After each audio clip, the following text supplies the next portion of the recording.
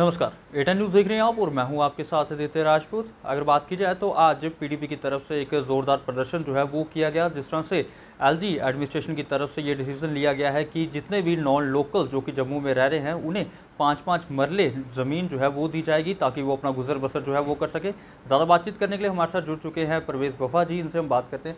Sir, किस तरीके से देखते हैं इस एलजी एडमिनिस्ट्रेशन के जो ये नई स्कीम निकाली गई है? देखिए, ये स्कीम अगर जम्मू कश्मीर के लोकल डोगरास के लिए होती या यहाँ के गुजर के लिए होती, पहाड़ी के लिए होती, तो हम इसे तस्लीम करते। ये जो स्कीम इन्होंने निकाली है, ये सिर्फ़ और सिर्फ अपने वोट बैंक की राजनीति खेलना चाहते हैं, क्योंकि इनको मालूम है कि जम्मू के जो लोग हैं ये इनको नकार चुके हैं। क्योंकि इन्होंने 5 अगस्त 2019 के बाद एक से एक काला कानून जो है वो जम्मू के लोगों के ऊपर थोपे गए हैं। और यहाँ पे ख़ासकर मैं बात करूँगा कश्मीरी पंडितों की। अगर ये ज़मीन देना चाहते तो कश्मीरी पंडित जो 10 बाई 10 के कमरे के अंदर रहते हैं, अगर उनको 5-5 मरले के ज़मीन देते तो हमें खुशी भी होती कि इन्होंने कोई काम जो है वो अच्छा किया है। ये सिर्फ अपनी वोट बैंक की राजनीति कर रहे हैं और ये चाहते हैं कि बाहर से लोग आके यहाँ पे बसें। जिस तरह से आप देखिए, एलजी एडमिनिस्ट्रेशन जो है, पूरी की पूरी एडमिनिस्ट्रेशन सारी बाहर से है। एलजी आपका बाहर का है, आपका चीफ सेक्रेटरी बाहर का है, आपका डीजीपी बाहर का है, आपके कमिश्नर सेक्रेटरीज बाहर के हैं, आपके यहाँ पे वीसीज जितने हैं वो सारे बाहर के हैं। तो मैं ये कहता हूँ कि क्या जम्मू कश्मीर के लोग इस काबिल नहीं हैं? अगर इन्होंने ज़मीन की बात करते हो तो ये ज़मीन यहाँ के लोकल डोगरा को देनी चाहिए, जिनके ये पुरखों की ज़मीन थी, और उन लोगों को मिलनी चाहिए जिन लोगों के पास ज़मीन नहीं है, और लैंडलेस लोग हैं या होमलेस लोग हैं जिनके पास घर नहीं है। अगर उनको ये घर बनाने के लिए अगर ज़मीन देते तो हमें खुशी भी होती। आज हमें इस गर्मी के अंदर एहतजाज करने की ज़रूरत ना पड़ती। और ये लोग कभी नहीं चाहते कि जम्मू एक आवाज़ बने, जम्मू के लोग बाहर निकल के बात करें। आपने देखा आज ही अगर बात करने के लिए हमारे युवा साथियों को उसी वक्त के ऊपर पुलिस ने जो है वो डिटेन कर लिया और जेल के अंदर बंद कर दिया। क्या अब कहीं ना कहीं ओपोजिशन को इतना कमज़ोर करने की कोशिश की जा रही है कि आवाज़ जो है वो बुलंद नहीं कर पाएगी ओपोजिशन अपनी? देखिए, ऑपोजिशन, जहाँ तक हमारी बात है, हमें जितना दबाने की कोशिश करेंगे हम उतना उभर के बाहर निकलेंगे और उसी तरह से आवाज़ जो है वो उठाएंगे। इसके साथ में यहाँ पे कोई एक मसला मसाइल ये 5 पट्टे ज़मीन का ही नहीं है। यहाँ पे मसला है इस वक्त बिजली का मसला है। आप देखिए, इलेक्ट्रिसिटी स्मार्ट मीटर्स लगाए जा रहे हैं। वो स्मार्ट मीटर्स क्यों लगाए जा रहे हैं जम्मू के लोगों पे? यहाँ पे आप देखिए, एनएचपीसी के प्रोजेक्ट जो है वो जम्मू की ज़मीन पे लगे हैं। बिजली की प्रोडक्शन हमारी है और हम ही से पैसा ले रहे हैं, और बाहर आप फ्री में बिजली दे रहे हैं। बाहर के राज्यों को आप 200-300 यूनिट हर किसी को फ्री में दे रहे हैं, और जम्मू के अंदर स्मार्ट मीटर लगा के इन लोगों का खून चूसना चाहते हैं। हाँ, वो प्रीपेड पोस्टपेड पूरा सिस्टमेटिकली पूरा का पूरा वही कर दिया, क्योंकि प्राइवेटाइजेशन इन्होंने स्टार्ट कर दी थी। ये बेसिकली जम्मू के लोगों को इतना वीक कर देना चाहते हैं कि ये कटोरा लेके भीख मांगने पे मजबूर हो जाएं और घुटने टेकने पर मजबूर हो जाएं। मैं आपके चैनल के माध्यम से ये वाजिया कर देना चाहता हूँ कि पीपल्स डेमोक्रेटिक पार्टी कभी नहीं झुकेगी। वो हमेशा जम्मू कश्मीर के लोगों के लिए आवाज़ उठाती रहेगी। महबूबा जी को भी एक बार फिर से हाउस अरेस्ट कर दिया।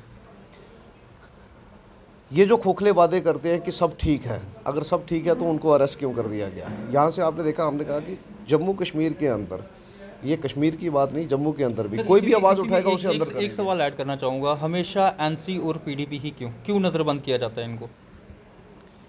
देखिए, इनको लगता है कि हालात ठीक हैं। अगर हालात ठीक है तो सब चीज़ नॉर्मल सी होनी चाहिए। अगर नॉर्मल सी होती तो टारगेट किलिंग नहीं होती। अगर टारगेट किलिंग की जाती है तो कहीं ना कहीं सरकार की जो है वो नाकामी सामने आती है। जिस वक्त भी कश्मीर को जिस एंगल से मीडिया के माध्यम से दिखाया जाता है, कश्मीर के अंदर एक्चुअली वो है नहीं है, और जम्मू को जिस एंगल से दिखाया जाता है, जम्मू भी वो नहीं है। आप मुझे बताइए, 5 अगस्त 2019 के बाद कहते थे दूध की नदियाँ बहेंगी। आप मुझे बताइए कहाँ पे कौन सी मल्टीनेशनल कंपनी आई है, कौन सी डेवलपमेंट हुई है? आप एक डेवलपमेंट मुझे गिन के बता दीजिए। तो मैं कहता हूँ कि हाँ, मैं कहूँगा कि हाँ जी, एलजी एडमिनिस्ट्रेशन या यूटी एडमिनिस्ट्रेशन ने कोई अच्छा काम किया है। कितनी डेवलपमेंट हुई है? वाइन शॉप पे इतनी खोल दी गई है। हाँ बिल्कुल, उन्होंने कहा कि जम्मू के लोगों को एम्प्लॉयमेंट की ज़रूरत नहीं है, शराब पीने की ज़रूरत है। नशा आप देखिए, आज गली कूचों के अंदर नशा पहुँच चुका है। हम तो इस फिक्र के अंदर रहते हैं कि जो हमारी आने वाली जनरेशन है, अब हम उसे नौकरी के लिए पढ़ाएं या नशे से बचाने के लिए बचाएं। आज तो इस असमंजस के अंदर पड़े हुए हैं कि लोगों के हालात जो हैं वो इतनी खस्ता हालत कर दी गई है। जिस वक्त नौकरियों की बात आई तो वहाँ पे भी करप्शन, इनके कई बड़े बड़े दिग्गज लीडरों के नाम आए तो वो वहीं की वहीं ठप हो गया। अगर बात आई इन ज़मीनों की, ज़मीनें इन्होंने बेच दी। अगर अब बात आई राइट टू वोट की, राइट टू वोट ये लोग ख़त्म करने को आ गए। तो सीधा बोल दो ना कि जम्मू कश्मीर के जो लोकल डोगराज हैं, गुज्जर हैं, इनको रहने का कोई हक ही नहीं है, यहाँ से हम चले जाते हैं। अब हमें रास्ता बता दीजिए कि किस तरफ को रुख करके जाना है। मैं कहता हूँ कि आप अगर ज़मीन ये देना चाहते हैं, जिस मुद्दे पे हमने आज प्रोटेस्ट किया था, अगर आप ज़मीन देना चाहते हैं तो यहाँ का लोकल है, आप उसको दीजिए, आप कश्मीरी पंडित को दीजिए, किसी को कोई ऑब्जेक्शन नहीं होगा। मतलब गुजर है, बकरवाल है, पहाड़ी है, बौद्ध है, जैन है, जो भी है, गरीब आदमी की कोई ज़ात नहीं है। जो कोई भी गरीब है, अब गरीब को दो ना, बट वो गरीब स्टेट सब्जेक्ट होल्डर होना चाहिए, उसके पास स्टेट सब्जेक्ट होना चाहिए, ना कि डोमिसाइल होना चाहिए। बिल्कुल जम्मू कश्मीर का लोकल सिटीज़न होना चाहिए।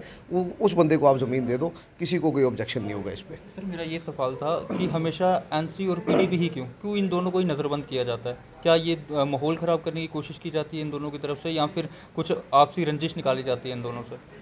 अब देखिए, बंद किसको किया जाएगा? कमज़ोर आदमी को बंद नहीं किया जाता, जो आदमी ताकतवर होता है उसी को बंद किया जाता है। तो इनको मालूम है कि आने वाले वक्त के अंदर जो लोकल पार्टीज़ हैं, सिर्फ नेशनल कॉन्फ्रेंस और पीडीपी की अगर बात करते हैं तो मैं नेशनल कॉन्फ्रेंस की बात तो नेशनल कॉन्फ्रेंस के लोग करेंगे, बट पीडीपी की बात हम आपके माध्यम से बताना चाहते हैं।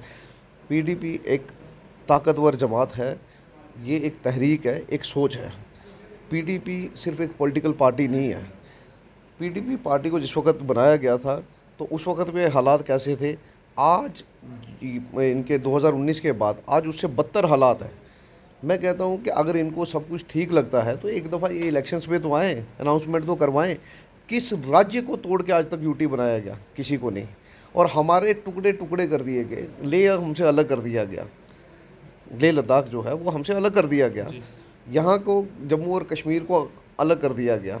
कश्मीर के अंदर जिस वक्त हम जाते हैं, टनल क्रॉस करते हैं, हर 10 मिनट के बाद हमारी गाड़ियों को रोक लिया जाता है, साइड पे लगाए, कॉन्वॉय चल रही है। आप बताइए कि ओपन एयर जेल जिसको कहते हैं, जेल बना दिया गया है। हज़ारों तादाद के अंदर बच्चे जो हैं वो जेलों के, मुख्तलिफ हिंदुस्तान की जेलों के अंदर बंद हैं। उस चीज़ का जवाब कौन देगा? वो जवाब ये एडमिनिस्ट्रेशन खुद दे सकती है। रही जम्मू की बात, हम जम्मू की बात करेंगे। जम्मू की बात को लेके मैं कहूँगा कि कल हमारे पास एक डेलीगेशन आया था हैंडीकैप्ड विंग का, ठीक है, अपाहिज जो लोग होते हैं, ठीक है, उन अपाहिज लोगों की पिछले 8 महीने से पेंशन जो है वो बंद कर दी गई है। आप बताइए, जिन लोगों ने अपाहिजों को नहीं छोड़ा तो वो बाकियों को क्या छोड़ेंगे? इस तरह की डिक्टेटरशिप ये लोग रन कर रहे हैं। एक काला कानून दिल्ली से चलता है, वो यहाँ पे आता है, ठप्पा लगाते हैं, कहते करिए सर्कुलेट की, और जम्मू के लोग चुप करके बैठे हुए हैं। मैं आपके माध्यम से यही कहूँगा कि जम्मू का जब तक डोगरा उठेगा नहीं, आवाज़ नहीं उठाएगा, तो तब तक ये लोग और खुले सांड की तरह ये घूमते रहेंगे और ये नुकसान पहुंचाते रहेंगे। सवाल रहेगा, भाजपा का सपना है 50 से पार, होगा पूरा? मैदान में आइए, पता लग जाएगा आपको। अगर 50 से पार की बात होती तो ये बाहरी लोगों का सहारा क्यों लेते? यूपी का, बिहार का, उड़ीसा का, मध्य प्रदेश का, इन लोगों का सहारा क्यों लेते? मतलब मानते इस बार कहने की बीजेपी कमज़ोर है? बीजेपी कमज़ोर है नहीं, बीजेपी ख़त्म हो चुकी है। अब एक अगर पीडीपी सत्ता में आती है तो क्या इस बार फिर से गठबंधन किया जाएगा? गठबंधन होगा इस बार? आप देखिए, गठबंधन उस वक्त पे किस माहौल के अंदर किया गया। उस वक्त मुफ्ती साहब जो मरहूम है वो उस वक्त ज़िंदा थे। किस आइडियोलॉजी के साथ किया गया था? क्योंकि लोगों ने एक बड़े लेवल पे एक मैंडेट 25 सीटों का जो जम्मू के लोग हैं उन्होंने बीजेपी को दिया था। चांस दिया ना, चांस के बाद देख लिया जम्मू के लोगों के साथ क्या हुआ। यहाँ का बिजनेस जो है वो ज़ीरो हो गया। इस बार पीडीपी करेगी गठबंधन? देखिए, माइनिंग का बिजनेस जो है वो सारे का सारा बाहर वालों को दे दिया गया। वाइन एसोसिएशन वाले लोग रो रहे हैं। आज डिप्रेशन के अंदर कुछ लोग हॉस्पिटल्स के अंदर एडमिट होकर रखे हुए हैं, इतनी खस्ता हालत कर दी। नौजवान सड़कों के ऊपर हैं, डेली वेजेस देखो वो सड़कों के ऊपर हैं। ये गिफ्ट दिए हमें इन्होंने 5 अगस्त 2019 के बाद में।